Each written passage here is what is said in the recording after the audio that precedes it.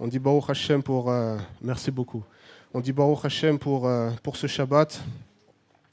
C'est vrai que, comme je disais hier soir pour Erev Shabbat à la maison, Hashem est celui qui nous a fait entrer dans la semaine et il est celui qui nous a amenés à la fin de la semaine. Et c'est véritablement sa bonté qui se manifeste envers nous. Et à chaque fois, on doit toujours être reconnaissant envers le Seigneur, parce que parfois on rentre dans une forme d'habitude, on prend les choses comme un dû, mais non.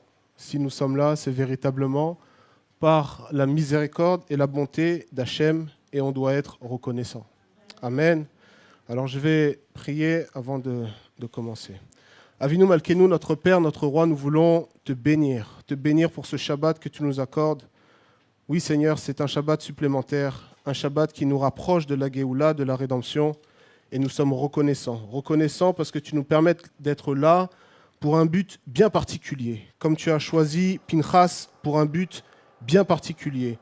Et nous voyons comment, dans cette paracha, tu as utilisé Pinchas et tu as manifesté ta bonté envers lui et envers sa descendance. Et ainsi aussi, Abba, nous voulons nous présenter comme des Pinchas ce matin, comme des personnes disponibles et disposées à œuvrer pour ta parole, à œuvrer pour ta Torah, à œuvrer pour ta sainteté.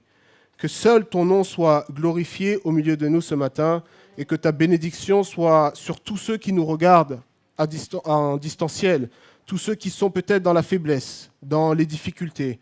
Certainement, ta main aussi est avec eux. Nous te bénissons dans le nom de notre Messie Yeshua. Amen et Amen.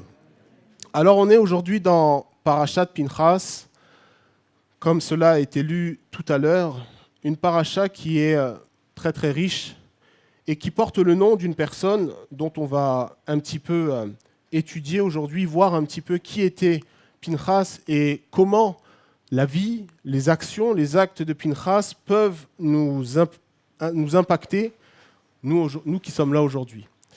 Quand on voit un petit peu dans la paracha de la semaine dernière et donc celle de cette semaine, il y a un caractère qui ressort dans la vie de Pinchas, c'est la jalousie. Alors, ce qui est traduit par jalousie.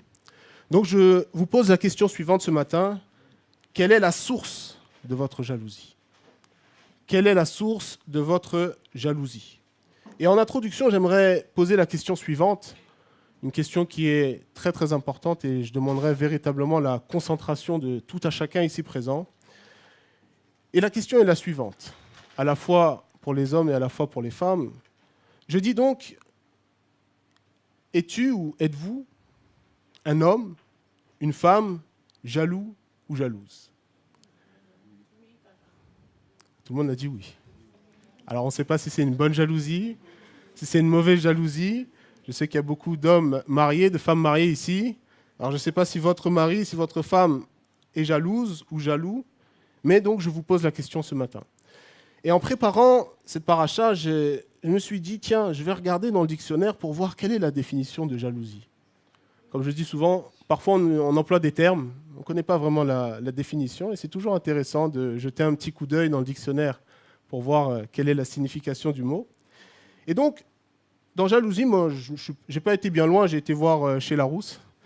Et là-bas... Je donne mes sources, comme ça, s'il y a des personnes qui veulent aller vérifier. Donc, par jalousie ou par jaloux, on peut définir cela comme le fait d'être fort attaché à quelque chose ou le fait d'être zélé pour quelque chose. Et donc, par zèle, on peut voir cette connexion avec l'ardeur. Quelqu'un qui est zélé, c'est quelqu'un qui va avoir une ardeur à l'intérieur de lui, qui va avoir comme une flamme à l'intérieur. Et donc, effectivement, il y a un bon zèle, il y a un mauvais zèle. Et on peut comprendre qu'être zélé, c'est agir avec un sentiment intérieur brûlant. Et donc, quand je vous ai posé la question, si vous étiez jaloux ou jalouse, donc je la repose sur la base de cette définition, est-ce que vous vous sentez véritablement jaloux ou jalouse ? Alors, vous n'avez pas besoin de répondre, hein. La question, c'est un cadeau de Shabbat. Je vous laisse réfléchir à cela. Mais véritablement, c'est important de poser le fondement, poser la fondation de ce qu'est la jalousie, parce que c'est véritablement un trait de caractère qui est exprimé dans cette paracha. Et donc, il est important d'avoir une forme de jalousie, mais de l'avoir avec un équilibre. quand on considère les différents traits de caractère, les différentes midotes qui sont exprimés dans la Torah, dans la parole, les traits de caractère que manifeste Hachem envers nous, on comprend que nous devons toujours être dans une forme d'équilibre. On ne peut pas être trop jaloux, mais on ne peut pas être pas jaloux du tout. Il faut avoir l'équilibre. On ne peut pas être trop gentil, mais on ne peut pas être méchant aussi. Il faut toujours avoir l'équilibre. Et ça, c'est véritablement un travail. Avoir cet équilibre-là, c'est un travail. Ce n'est pas toujours facile. Parfois, il y a des personnes qui vont avoir une tendance un peu plus approfondie dans un trait de caractère et pas dans l'autre. Mais le travail des midotes, le travail du caractère, ça consiste aussi à être équilibré. Et quand on est dans cette forme d'équilibre, alors on va être dans une dimension différente. Donc, comme je l'ai dit, la jalousie, c'est le fait d'être zélé, d'avoir un désir ardent. Donc ça, c'est le Larousse. Maintenant, si on regarde un petit peu en hébreu, est-ce que quelqu'un sait comment on dit jalousie en hébreu? J'entends rien, je suis loin. Kina. Bon, Hachem. Donc, kina, c'est la jalousie en hébreu.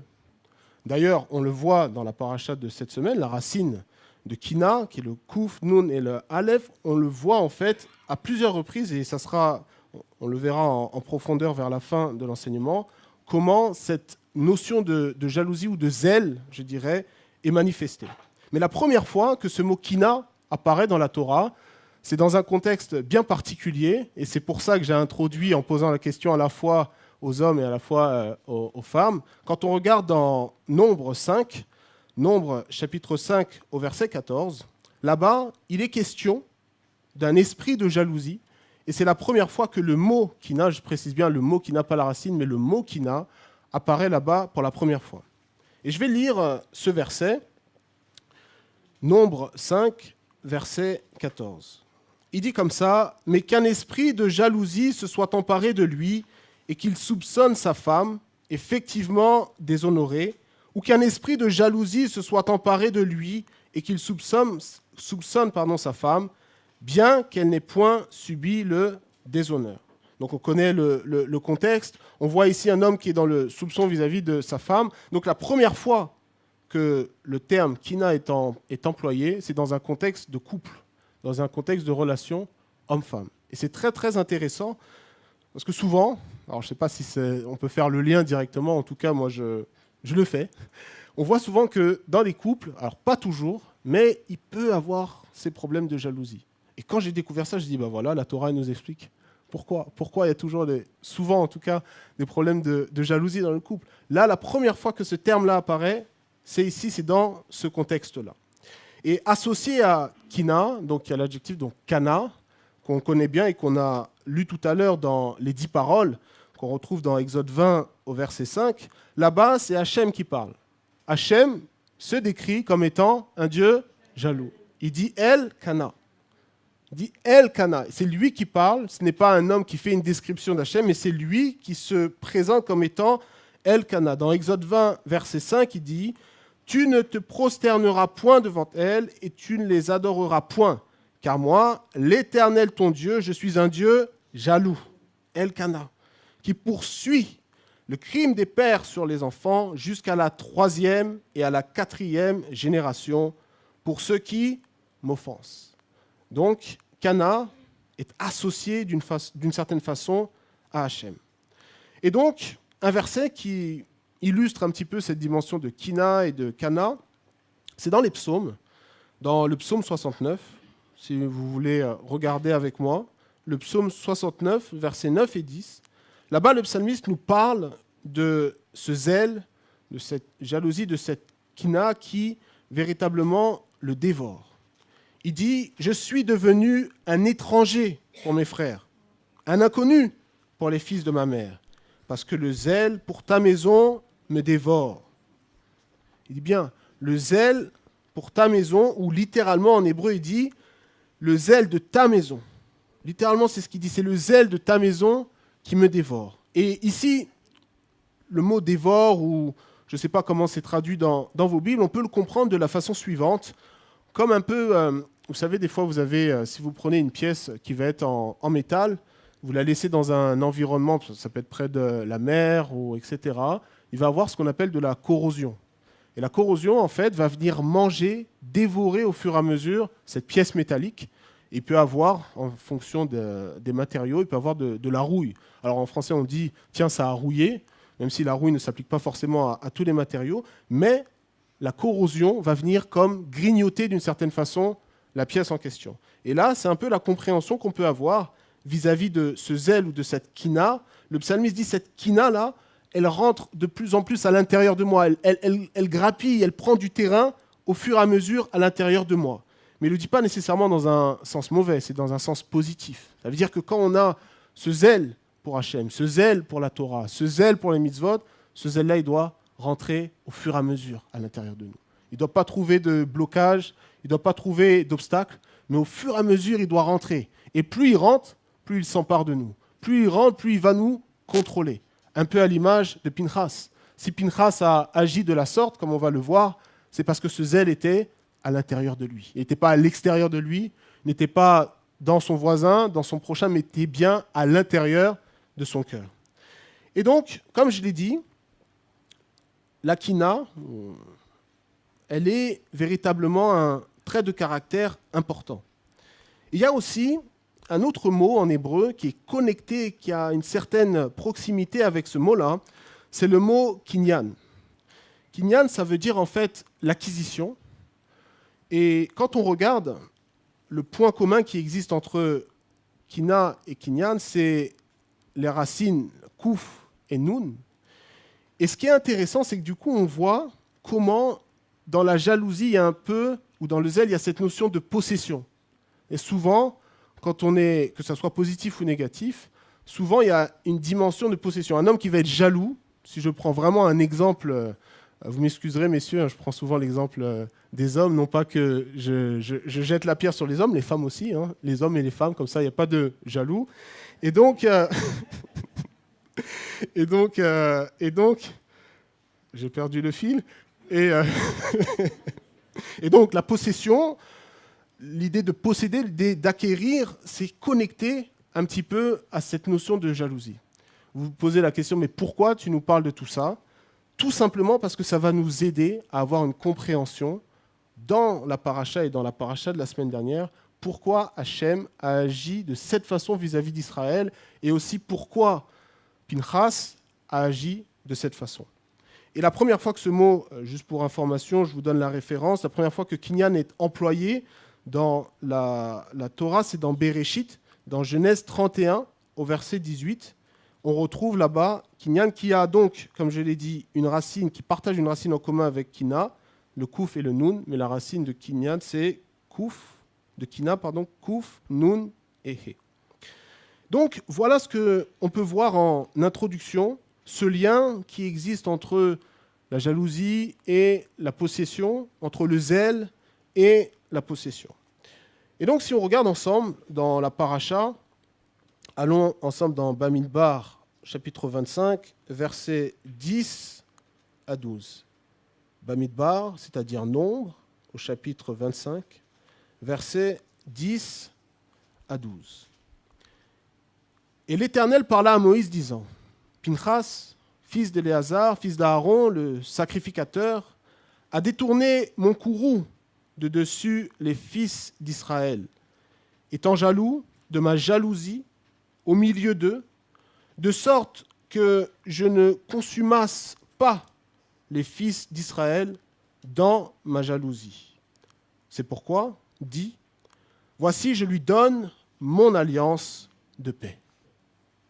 Très beau passage qui nous parle d'une personne que j'ai présentée en introduction, à savoir Pinchas. Mais on nous dit simplement ici qu'il est fils d'Éléazar, fils d'Aaron, le sacrificateur. Et dans la parashat Pinchas, on ne voit pas véritablement ce qu'il a fait. On ne sait pas ce que Pinchas a fait. Donc pour pouvoir comprendre son acte ou ses actes, on doit aller dans la paracha de la semaine dernière. Donc on va aller ensemble dans toujours le chapitre 25, mais on va considérer dans un premier temps le verset 1, 2 et 3. Le verset 1, 2 et 3. Israël s'établit à Shittim, là le peuple se livra à la débauche avec les filles de Moab. Elles convinrent le peuple à leur festin idolâtre, et le peuple mangea et se prosterna devant leur Dieu. Israël se prostia à Baal-Péor, et le courroux du Seigneur s'alluma contre Israël. Ici, on voit donc le contexte qui va amener l'acte ou l'action de Pinchas. Israël s'est livré, comme nous dit le deuxième verset, s'est livré à une forme de prostitution. Le verset 3 nous dit « Israël se prostitua à Baal-Péor », étant tombé dans la séduction, étant tombé dans cette forme d'adultère. Pourquoi ? Parce qu'il n'y avait plus de séparation avec le mal. Il y a eu le mélange avec le mal. À chaque fois dans la Torah, on voit, dès qu'il y a un mélange, il y a un problème. À chaque fois qu'il y a un mélange, il y a un souci. Il peut y avoir de bons mélanges, mais à chaque fois qu'Israël a voulu se mélanger avec les nations, très souvent, il y a eu des problèmes. Et dans nos vies, il en est de même. Quand on est mélangé avec le mal, quand il n'y a pas de distinction avec le mal, quand il n'y a pas cette kedusha, qu'est-ce qui se passe ? Il y a des problèmes. Il y a des problèmes. Israël était là dans les problèmes. Le verset 3 nous dit « Le courroux du Seigneur s'alluma contre Israël ». Donc ils n'étaient pas dans la paix, n'étaient pas dans la joie, n'étaient pas dans la fête, mais une fois que le courroux du Seigneur était tombé, ils étaient dans les problèmes. Ils étaient dans les problèmes. Et donc, lorsque l'on continue, cela nous fait penser à ce passage dans Jacques, où dans son épître, Yaakov nous parle de cette dimension d'adultère. Si on regarde au chapitre 4, versets 4 et 5, il dit comme ça, « Adultère, ne savez-vous pas que l'amitié du monde est inimitié contre Dieu ? Quiconque donc voudra être ami du monde se constitue ennemi de Dieu. Ou pensez-vous que l'Écriture parle en vain ? L'Esprit qui demeure en nous désire-t-il avec envie ?» Donc il dit bien, quiconque voudra être ami du monde, que va être le résultat ? Il deviendra ennemi de Dieu. Celui qui veut être ami avec le Olam Hazé, avec le monde présent, automatiquement il deviendra ennemi de Dieu. Pourquoi ? Pourquoi il devient ennemi de Dieu ? Parce que Dieu ne fait pas de compromis. Il n'y a pas de compromis dans les voies d'Hachem. Il n'y a pas de compromis lorsqu'on marche dans les voies d'Hachem, lorsqu'on tient cette Torah, lorsqu'on a véritablement la crainte de Dieu, on ne peut pas se permettre de faire des compromis. Et Pinchas n'a pas voulu faire de compromis. Lorsqu'il a vu ce qui se passait, il n'a pas dit « bon, je ferme les yeux, ça se passe à gauche, je tourne la tête vers la droite. Ça se passe devant, je vais regarder derrière. Ça se passe ici, je vais aller à l'extérieur. » Non, il n'a pas eu cette réaction. Et c'est ce qu'on va voir ensemble. Donc, pour résumer, cette amitié-là, amitié avec le monde, elle constitue un problème. Donc il faut bien comprendre, quand on parle d'amitié, qu'est-ce que ça signifie ? Est-ce que ça veut dire que je ne peux pas parler aux gens de dehors ? Je dois rester chez moi toute la journée ? Au travail, je parle à personne ? À peine je dis bonjour et je reste enfermé au bureau ? Non, parce que dans le même temps, la Torah nous dit qu'on doit être une lumière. Alors comment on fait ? Comment on fait pour être lumière, mais pour ne pas trop se mélanger ? On revient à cette notion d'équilibre que j'ai expliquée au début. Sans cet équilibre-là, on va avoir des problèmes. Parce que quand on va être trop avec les gens, à un moment donné, et je pense que ça nous est déjà arrivé, on aura des opportunités de glisser, de tomber, de trébucher. Mais quand on prend garde, quand on a cette sagesse qui vient d'en haut, non pas cette sagesse d'en bas, Yaakov nous parle dans son épître de la sagesse qui vient d'en haut. Quand on est rempli de cette sagesse d'en haut, alors Hachem va nous permettre d'agir de la bonne façon. Et donc le verset 5, c'est intéressant, il finit, il dit « désire-t-il avec envie ?» Et là-bas, dans la traduction en hébreu, c'est le mot « kina » qui est employé. Donc on a encore cette connexion. Et donc, quand on regarde, si on revient à Parashat Balak, du coup, dans Bamidbar 25, versets 4 et 5, là on va comprendre ce qui s'est passé à nouveau.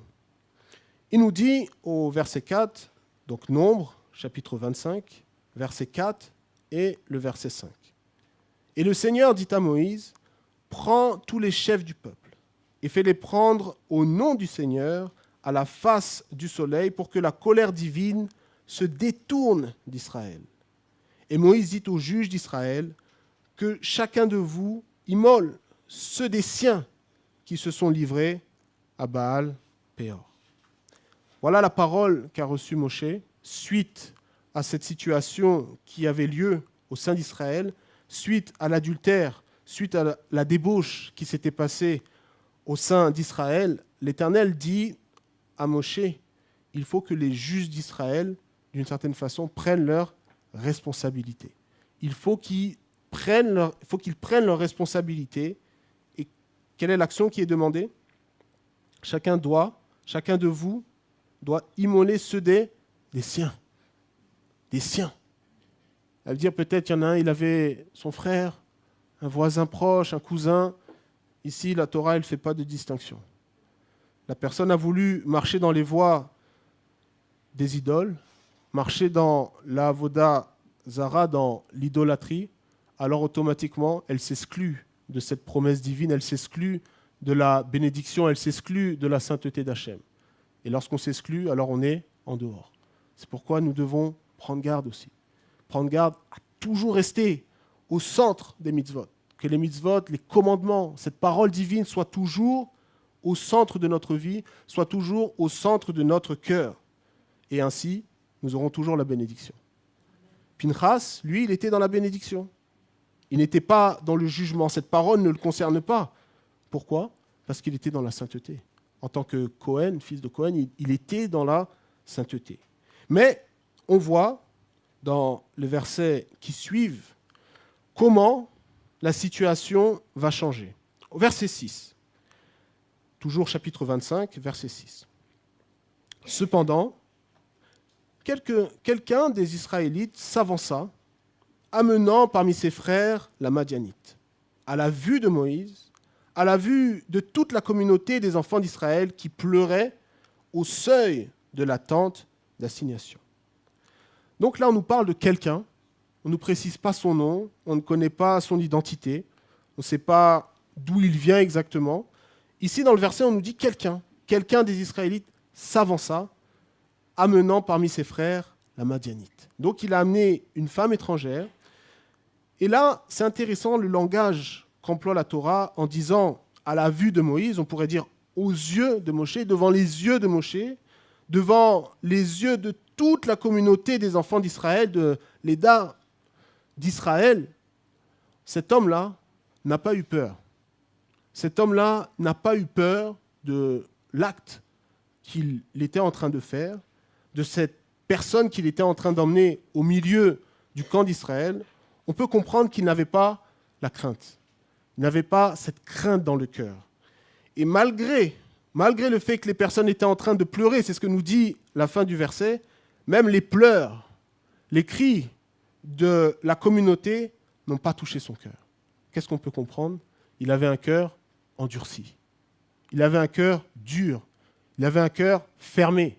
Son cœur n'était plus sensible à la voix d'Hachem. Son cœur n'était même pas sensible aux pleurs. En général, quand on voit quelqu'un pleurer, on a toujours le cœur qui est saisi. On n'est jamais heureux de voir quelqu'un pleurer. On n'est jamais heureux de voir quelqu'un pleurer. On n'est pas heureux de faire pleurer quelqu'un. Je ne sais pas s'il y a des gens qui aiment voir les gens pleurer. Je ne pense pas. Sinon, vous avez vraiment un cœur qui n'est pas très sympa. Mais non, on n'aime pas voir les gens pleurer. Souvent, quand on voit quelqu'un pleurer, on a cette tendance, cette envie de consoler, de réconforter, d'encourager. Quand on passe par des moments difficiles et qu'on voit nos frères, qu'on voit nos sœurs pleurer, on voit notre environnement pleurer, on veut soutenir. Mais là, cet homme, cet Israélite, tel qu'il est décrit, n'en était pas ainsi pour lui. Il a continué dans son action, il a continué dans son projet. Et on considère, du coup, dans le verset 6, comme je l'ai dit, une notion importante, c'est que tout le monde était devant la tente d'assignation. Tout le monde était dans un lieu de sainteté, mais lui, il était en dehors. Il était en dehors. Il ne se sentait pas concerné par ce qui se passait. Et le verset suivant, le verset 7, va nous parler justement de Pinchas. Là, on arrive à Pinchas. Le verset 7 nous dit, à cette vue, Pinchas, fils d'Éléazar, fils d'Aaron le Cohen, se leva au milieu de la communauté, arma sa main d'une lance, entra sur les pas de l'Israélite, dans la tente, et les perça tous deux, l'Israélite ainsi que cette femme, qu'il frappa au flanc. Et le fléau cessa de sévir parmi les enfants d'Israël. Ceux qui avaient péri par suite du fléau étaient au nombre de 24 000. 24 000 personnes. Ça représente quand même une quantité non négligeable. 24 000 personnes qui sont tombées à cause de cette débauche, à cause de cette prostitution. Et ici, le texte nous précise, comme je l'ai décrit tout à l'heure, que Pinchas n'est pas resté insensible. Il ne pouvait pas. Souvent en français, on utilise cette expression, on dit « c'est plus fort que moi ». Je ne peux pas. Je n'ai pas pu me contenir. Je n'ai pas pu me retenir. Et donc Pinchas, qu'a-t-il fait? Au verset 7, il nous est dit, il s'est levé. Il s'est levé. Il s'est levé d'où? Du milieu de la communauté. Donc lui, il était dans cette dimension de sainteté. Il était avec la communauté, le texte ne précise pas, mais peut-être qu'il pleurait aussi, certainement. Et lorsqu'il a vu cela, il a été interpellé. Alors on peut se dire, mais comment il a fait, étant au milieu, comment il a fait pour voir cela? Parce qu'il y avait du monde, il y avait pas mal de personnes qui étaient là, mais il a réussi à voir. Vous savez, parfois, on arrive à voir des choses, on ne sait même pas comment. C'est le Seigneur qui nous permet d'être à un moment donné, d'être à un instant donné, se trouver dans un lieu bien précis pour voir les choses. Parfois, on rencontre des gens, on se trouve à un endroit, on ne sait même pas pourquoi on est là, ce n'est pas notre chemin, ce n'est pas notre habitude, et puis on va rencontrer une personne. On va être à un instant donné, à un temps donné, à un moment donné, dans un lieu. Pourquoi? Parce que c'est Hachem qui le fait. Et Pinchas, ici, nous montre que lorsque l'on est connecté à l'Éternel, le Seigneur va toujours vouloir nous utiliser. Lorsqu'on est dans le service, dans la Avodat Hashem, dans le service divin, on doit être disposé. Un peu comme un réserviste à l'armée. Un réserviste, il doit toujours être prêt. Il ne sait pas, peut-être ce soir, demain, peu importe, on va l'appeler, il doit toujours être prêt. Nous aussi, on doit toujours être prêt. Prêt à faire des œuvres qui sont bonnes, des œuvres de sainteté, pas des choses mauvaises, mais toujours être là pour faire le bien. Comme Pinchas, il nous précise qu'il est fils d'Éléazar, fils d'Aaron le Cohen, et qu'il s'est levé du milieu de la communauté. Et qu'est-ce qu'il a fait? Il ne s'est pas levé, il ne s'est pas dit, tiens, je vais prier pour cet Israélite, il a besoin de prière, je vais aller le voir, je vais aller essayer de changer son cœur. Non, tout de suite, il a fait quoi? Arma sa main d'une lance, tout de suite. Il n'a pas hésité, il n'a pas réfléchi, non, tout de suite, il a armé sa main d'une lance. Et on verra tout à l'heure cette notion de lance, qu'est-ce qu'elle peut nous révéler. Et donc, il s'est levé, et nous aussi, on doit se lever dans cette génération. Je crois vraiment qu'on est dans un temps où on doit nous lever. Qu'on le veuille ou non, on a quelque chose en nous que la société a besoin. On doit se lever. Et quand on voit cette violence, je ne vais pas refaire l'actualité, mais c'est vrai que la semaine dernière, je pensais à Pinchas. Je pensais et je me disais, mais on est dans un temps de violence. Alors, j'ai eu pas mal de personnes qui m'ont demandé, mais qu'est-ce qui se passe en France?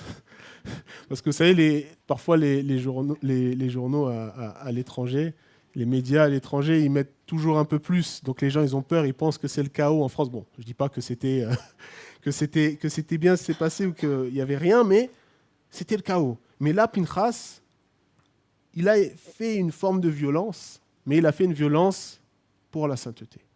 Il a fait une violence pour le royaume de Dieu. Il ne pouvait pas supporter de voir cette plaie, il ne pouvait pas supporter de voir ce courroux continuer de tomber sur le peuple d'Israël et rester les bras croisés. Nous ne pouvons pas rester inactifs, ce n'est pas possible. Si cette Torah rentre en nous, si cette parole rentre en nous, si l'étude agit, si l'étude nous renouvelle et nous restaure, alors on doit agir. Parce que comme souvent je le dis, si Hachem nous donne, ce n'est pas pour garder. Ce n'est pas pour garder à l'intérieur, mais c'est pour au final le partager. Alors ça peut être de différentes façons, mais on doit partager ce qu'Hachem nous donne. C'est pourquoi chacun reçoit différemment. Chacun va recevoir d'une certaine façon une pièce du puzzle. Et étant ensemble, ce puzzle devient complet, il devient entier. Et donc c'est l'image qu'on a au travers de Pinchas. Et là-bas, en fait, il y a un texte qui nous décrit de façon un peu différente ce texte. C'est dans le psaume 106. Si quelqu'un veut bien le lire pour moi, s'il vous plaît, le psaume 106, versets 28 à 31.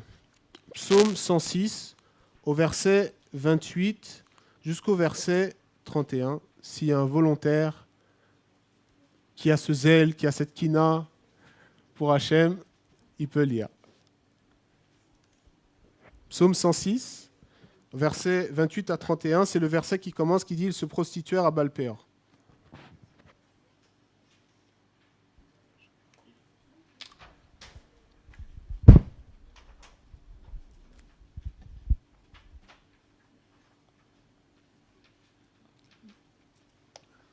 Il leva la main pour jurer de les faire tomber dans le désert, de faire tomber leur postérité parmi les nations, de les disperser au milieu du pays, au milieu des pays. Ils s'attachèrent à Baal-Péor et mangèrent des victimes sacrifiées aux morts.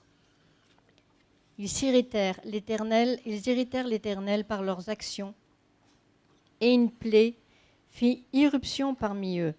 Finès se leva pour intervenir, et la plaie s'arrêta. Cela lui fut imputé à justice de génération en génération pour toujours. Amen, merci beaucoup. Et donc le psaume ici nous parle de cet acte de Finé, de Pinchas, et nous raconte comment il a agi. Donc je ne vais pas revenir sur les versets 28 et 29 parce qu'on a déjà parlé du contexte, mais le verset 29 nous dit « Ils déchaînèrent la colère par leurs actes, et un fléau fit irruption parmi eux. » Donc, comme on l'a vu, le courroux, la colère divine est tombée sur eux. Et le verset 30 nous dit que Finès se leva pour faire justice. Et c'est très intéressant parce que quand on regarde dans l'hébreu le terme qui est employé, ça va nous révéler quelque chose.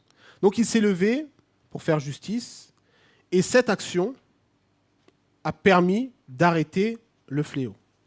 Et par se lever, on peut comprendre le fait de prendre position. Comme je l'ai dit tout à l'heure, il n'est pas resté inactif, et il ne s'est pas levé pour se lever, mais il s'est levé parce qu'il souhaitait faire quelque chose. Il voulait faire quelque chose. Il avait une intention dans le cœur. Il avait un projet dans le cœur pour faire cesser le fléau qui avait lieu. Autrement dit, il ne voulait pas subir la situation, parce que d'une façon ou d'une autre, il allait être impacté. Pareil pour nous. Si dans notre environnement, on n'agit pas, d'une certaine façon, l'environnement va agir contre nous. Donc à chaque fois, on est toujours obligé d'être vigilant.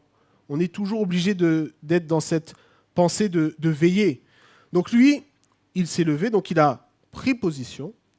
Et le verbe qui est employé là-bas, quand il dit pour faire justice, en hébreu, c'est « vayefalel ».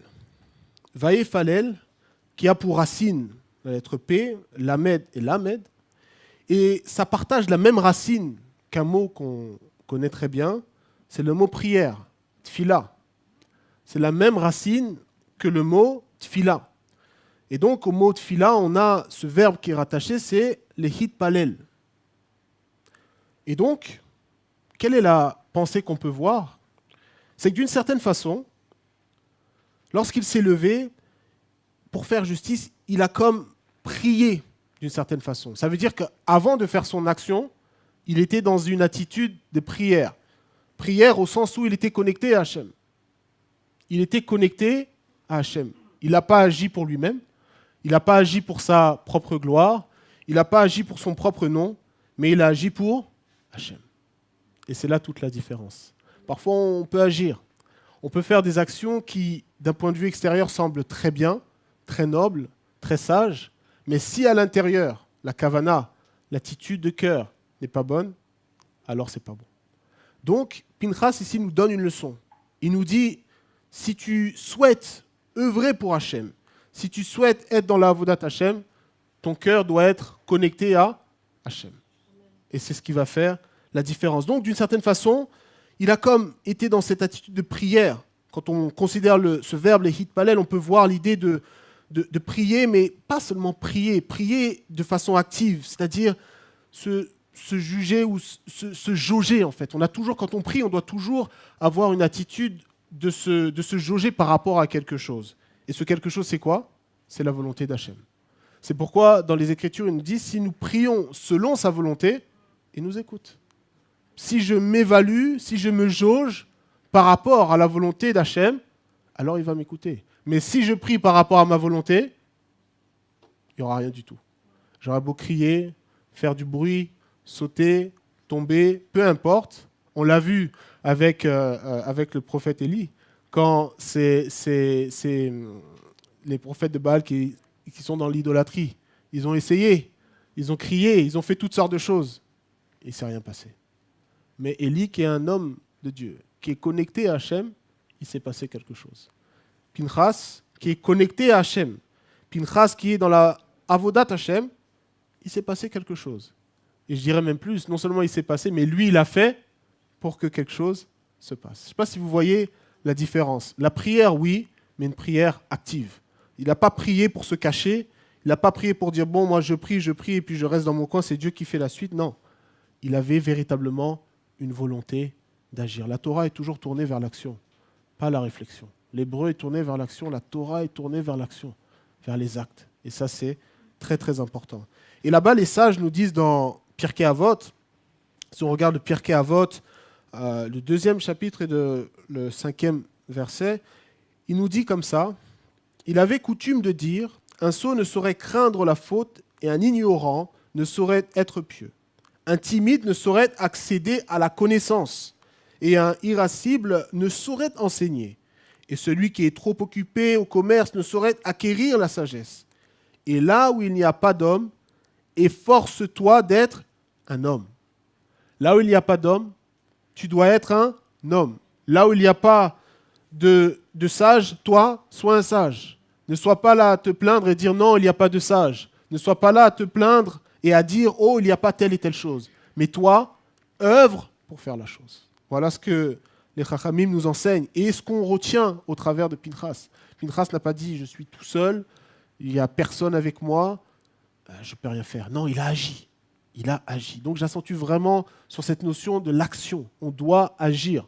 Non plus de réflexion. Il faut bien évidemment avoir une partie de réflexion, mais il faut avoir cette dimension d'action. Et donc, là, on voit qu'il a agi. Et pour agir, il faut toujours des outils. Un garagiste, pour travailler, il a besoin d'outils. Un plombier, pour travailler, pour agir, il a besoin d'outils. Il ne peut pas dire « je suis plombier » et il n'a pas ses outils. Un médecin, s'il n'a pas ses outils, il peut rien faire. Un chirurgien, il ne peut pas opérer. Mais il y a toujours besoin d'outils. Et quel était l'outil de Pinchas? Voilà, c'était la lance. Ça a été son outil. On peut dire d'une certaine façon, ça a été son outil de travail, malheureusement.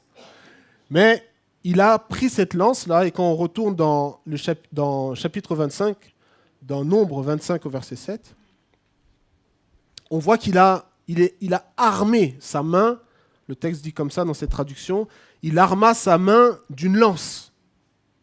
Il a saisi cette lance. Et verset 8 nous dit, il entra sur les pas de l'Israélite, dans la tente, et les perça tous les deux. Tous les deux. L'Israélite ainsi que cette femme qu'il frappa au flanc. Et le fléau cessa de sévir parmi les enfants d'Israël. Donc quand on fait l'acte qu'il faut, alors il y a du résultat. Le résultat peut ne pas être immédiat. Là, en l'occurrence, dans le texte, c'est immédiat. Mais il y a quand même du résultat. Il y a quand même du fruit qui arrive. Et donc cette lance, cette arme, en hébreu, on appelle ça un romar. Romar. Donc là, il a pris cette lance-là. Et c'est intéressant, si on considère quelques instants ce mot-là, romar. Là-bas, en fait, il y a un beau, comment je pourrais dire, un beau chidouche qui est donné par Rabbi Nachman. il fait vraiment une connexion, on peut dire un remez entre le mot Chomar et le mot Ruach. Il fait une connexion. Pourquoi il fait cette connexion? Il fait la connexion entre Chomar et Ruach, et il dit que Pinchas, d'une certaine façon, il avait un Ruach, et il dit Ruach même, la lettre même. Il dit qu'il a un Ruach même. Et pourquoi il dit ça? Pourquoi il dit ça? Quelle est la pensée qu'il veut nous véhiculer? Il nous dit que Pinchas était dans l'esprit du même. La lettre même, elle représente qui? Moshe, Mashiach. Donc, d'une certaine façon, il nous dit que il était véritablement dans l'esprit de Mashiach, à la fois de Moshe et de Mashiach. De toute façon, Moshe est une image, d'une certaine façon, de Mashiach. Donc, Pinchas, il est dans cette dimension. Et si on veut aller un petit peu plus loin, si on considère la lettre même, quelle est la valeur de la lettre même? C'est 40. Le chiffre 40. 40, c'est la valeur de la lettre même.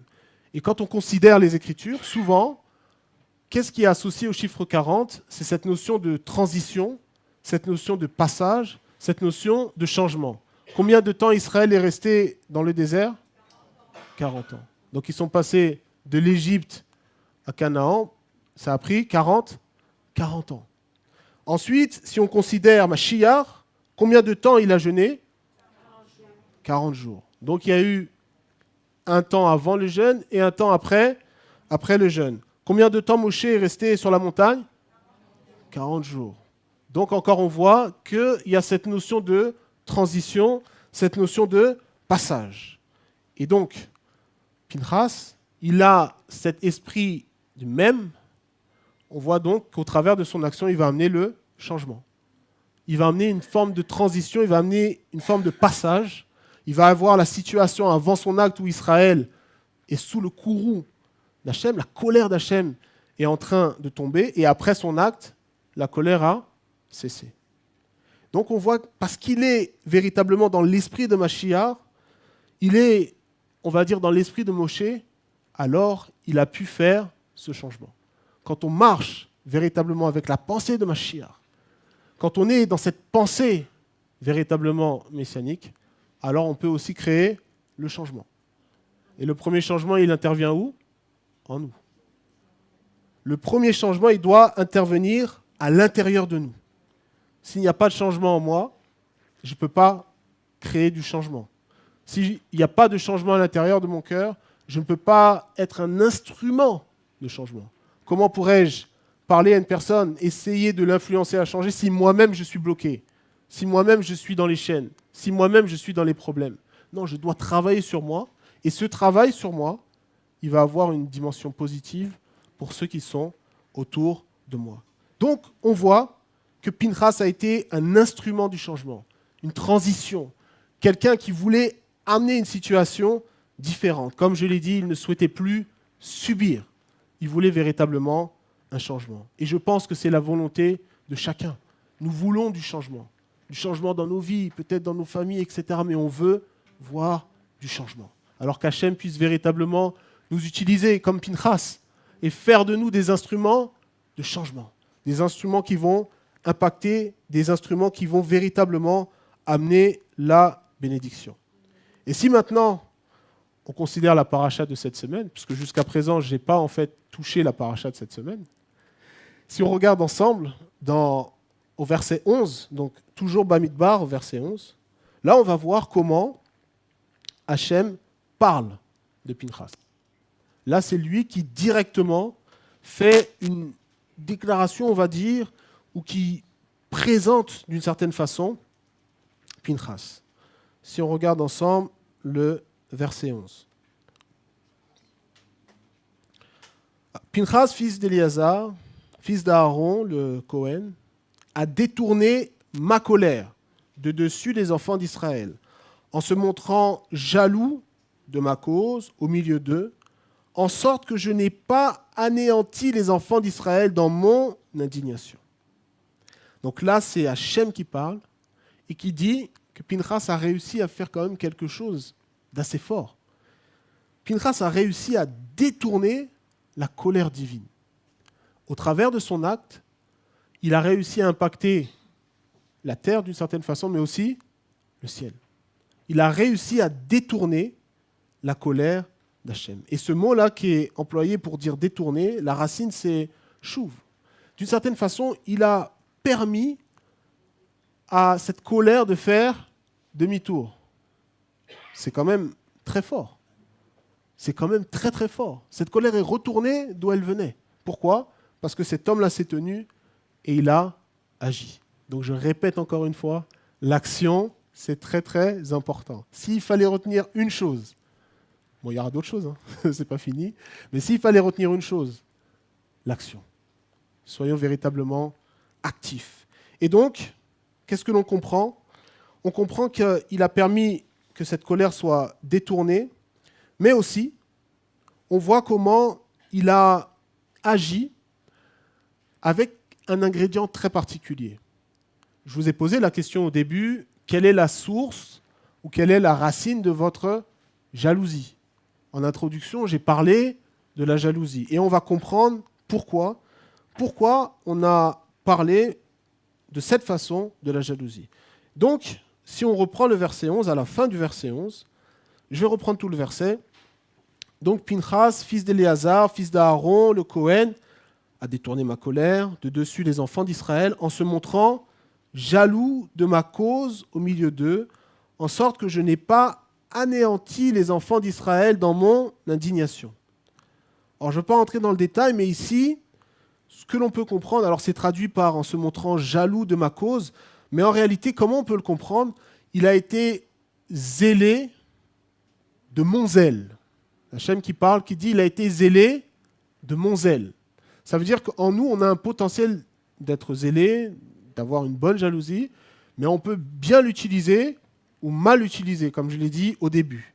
Et là, le texte nous révèle, Hachem nous révèle, que le zèle de Pinchas était tourné vers Hachem. Et c'est pourquoi il a pu défendre la cause d'Hachem. Il était connecté au zèle d'Hachem. Il était connecté à cette jalousie divine. Et c'est pourquoi il a pu agir ainsi. Et dans ce verset seulement, la racine du coup de Kina, elle apparaît 3 fois. Dans le même verset, 3 fois. Quand il y a une répétition de racine dans un verset, il faut toujours prêter attention et voir quel est le message. Quel est le message que le verset veut nous donner ? Le message, c'est d'avoir ce zèle-là pour Hachem, mais un zèle qui est tourné vers Hachem. Il y a d'autres personnes dans la Torah qui ont eu on peut dire un zèle, mais qui était mauvais, qui ont eu une forme de jalousie mauvaise. On pense à Caïn, qui dans cette forme-là d'aigreur, de jalousie, a tué son frère. Mais Pinchas, lui aussi, il l'a tué, mais pour une bonne cause, pour une cause différente. Et donc, c'est ce qu'on comprend au travers de cette paracha. On comprend qu'il nous faut être zélés pour Hachem, qu'il faut vraiment avoir cette véritable kina, cette véritable jalousie ou plutôt zèle, de façon à pouvoir marcher dans les voies d'Hachem. Et donc, en conclusion, il y a un élément très important qui conclut un petit peu cette partie. Il est parlé d'une alliance de paix. Alors dans certaines traductions, il dit une alliance de paix, mais en réalité, Hachem parle et il dit « je lui ai donné mon alliance de paix ». Dans le littéral, c'est bien précisé, c'est son alliance de paix qu'il a donnée à Pinchas. Alors on peut se dire, mais comment ? Comment Hachem peut lui donner le shalom, une alliance de shalom, alors qu'il a tué quelqu'un, il a versé le sang ? Non, parce qu'en fait, au travers de son action, qu'est-ce qu'il a fait ? Au travers de son action, il a en fait un tikkun, une forme de rectification, de manière à ce qu'au travers de son acte, cela puisse ramener Israël à Hachem. Et être véritablement dans le shalom, où on peut parler ici de shlemut, d'être dans cette complétude, d'être entier. Israël était comme divisé, étant séparé d'Hachem, mais son acte a permis de ramener Israël dans le droit chemin d'une certaine façon. Et c'est pourquoi ensuite, la colère s'est arrêtée, l'indignation d'Hachem s'est donc arrêtée. Et donc pour conclure, ce que l'on doit retenir, c'est aussi cette dimension où on doit considérer nos cœurs. Si notre cœur est comparé au camp d'Israël, et si dans ce camp il y a eu Zimri et Cosbi, donc ces deux personnes qui ont fait cette faute, alors dans notre cœur il peut aussi avoir, peut-être quelque part au fond, dans un endroit caché, un Zimri qui est en train d'agir, qui est en train de travailler. Et donc nous, on doit avoir cette capacité à travailler à l'intérieur, d'avoir, comme je l'ai dit, ce caractère de Pinchas pour aller à l'intérieur de nous-mêmes, pour aller dans cette tente-là. Comme le texte nous dit dans la paracha de la semaine dernière, il nous dit qu'il a été à l'intérieur de la tente. Il n'était pas dehors, à l'intérieur, il est parti chercher. Ainsi aussi, nous devons chercher à l'intérieur de nous. Comme nous dit le psalmiste David, il dit « Sonde-moi, ô Dieu, et connais mon cœur ». Nous devons avoir ce désir de rentrer à l'intérieur, parce qu'il y a des choses. Et plus on avance dans la Torah, plus on découvre. Des fois, on dit « Oh, ça c'était à l'intérieur, mince ». Et c'est là où Hachem nous donne sa miséricorde, nous donne sa grâce pour avoir la force, pour prendre cette lance, pour prendre l'esprit de Mashiach d'une certaine façon, pour prendre cette Torah, pour venir frapper ces choses étrangères qui sont à l'intérieur de nous. Donc voilà un peu ce que l'on retient de cette paracha. Vraiment, ayons cette force pour lutter contre ces choses qui dominent sur nous dans le secret et qu'on puisse grandir, passer à une autre dimension, comme Israël est passé dans une autre dimension après Pinchas. Et Pinchas, non seulement son acte a eu un impact pour lui, pour son environnement, mais le texte nous précise aussi pour sa descendance, pour les générations d'après. Donc quand on agit aujourd'hui, ce n'est pas seulement pour nous, ce n'est pas seulement pour ceux qui sont autour de nous, mais c'est pour ceux qui viendront aussi après. Alors qu'Hachem puisse nous accorder vraiment le mérite de continuer à avancer, d'être des Pinchas de ce temps pour servir l'Éternel de tout notre cœur. Amen et Amen. Je vous invite à bien vouloir vous lever. On va conclure.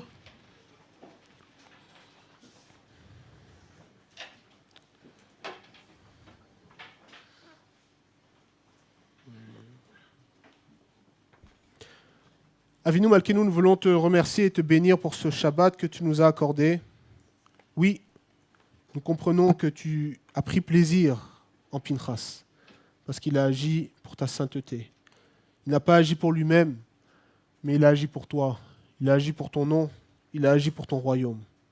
Et nous voulons aussi agir pour ton royaume, Seigneur. Merci pour les opportunités que tu vas nous donner en cette nouvelle semaine, d'aller tuer d'une certaine façon ces choses qui sont à l'intérieur de nous, d'être des artisans, d'être des ouvriers de rectification, de réparation, et non pas des ouvriers de destruction. Que ta Shekhinah soit sur nous, que ta Ruach HaKodesh puisse nous inspirer. Et merci vraiment pour cette joie que tu nous as accordée aujourd'hui. Merci pour cette joie que tu m'as accordée, me rappelant ta fidélité en ce jour. Je te bénis dans le nom de Yeshua HaMashiach. Amen et Amen. Shabbat Shalom à tous et Shabbat Shalom à tous ceux qui sont en ligne. Que la bénédiction du Seigneur soit avec nous. Amen.